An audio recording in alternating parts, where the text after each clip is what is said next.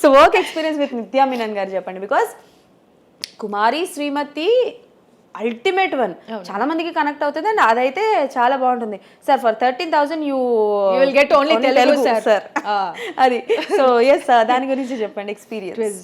చాలా బాగా అనిపించిందండి. ఒక ఎల్డర్ సిస్టర్, అక్క అంటే ఎందుకు చెప్తున్నానంటే ఇందాక చెప్పాను కదా, కుమారి శ్రీమతి షూట్లో ఉన్నప్పుడే నాకు ఈ ఆపర్చునిటీ వచ్చింది.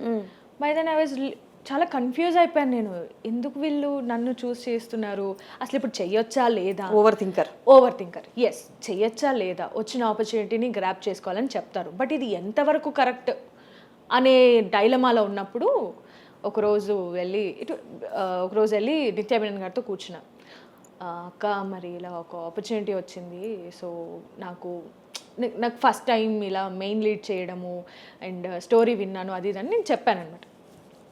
ఆవిడ ఆల్రెడీ ఒక పొజిషను, ఒక లెవెల్ ఆఫ్ ఇదంతా ఫేమ్ అంతా చూస్తున్నారు ఆవిడ. ఒక సీనియర్ యాక్ట్రెస్గా ఇప్పుడు అప్కమింగ్ యాక్ట్రెస్ని ఎంకరేజ్ చేయడం ఎంతవా అంటే ఒకటే మాట, వచ్చిన ఆపర్చునిటీని మిస్ చేయకు. నీకు అది ప్లస్ అవుతుందా మైనస్ అవుతుందా సెకండరీ, బట్ నిన్ను వాళ్ళు కన్సిడర్ చేస్తున్నారు కాబట్టి నువ్వు కూడా స్క్రిప్ట్ని కన్సిడర్ చేసి you should not feel like I'm doing as an heroine, I'm doing something, ఒక మూవీకి నేను హీరోయిన్ అయిపోతున్నాను అలా కాదు. ఈరోజు నువ్వు సెట్కి వచ్చావంటే హేమగా వచ్చావు, అందులో నా పేరు హేమగానే వచ్చావు కదా, సో అక్కడికి వెళ్ళినప్పుడు సుమన్ సో క్యారెక్టర్లోకి వెళ్తావు. ఓకే, అంతకు మించి ఉషా కాదు, క్యారెక్టర్ని రిప్రజెంట్ చేయి, ఉషాని కాదు అని చెప్పేసి ఎంత బాగా సజెషన్ ఇచ్చి మాట్లాడిందంటే, ఆపర్చునిటీ ఒక్కసారే డోర్ నాక్ చేస్తుంది, నాట్ అగైన్ అండ్ అగైన్ కాదు. సో వాళ్ళని కన్సిడర్ చేస్తున్నారంటే that's really good for you.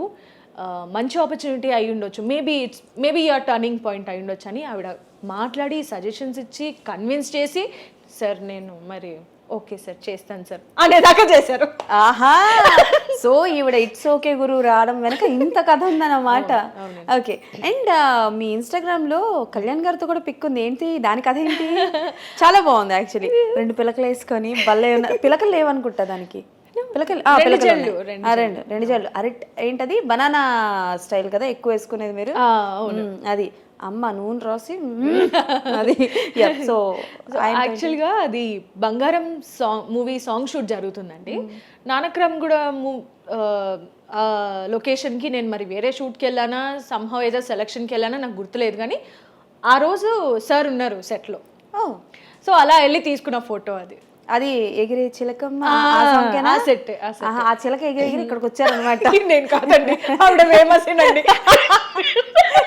మాకు తెలియదండి, మేము అలా కల్పించుకుంటూ ఉంటాం అనమాట.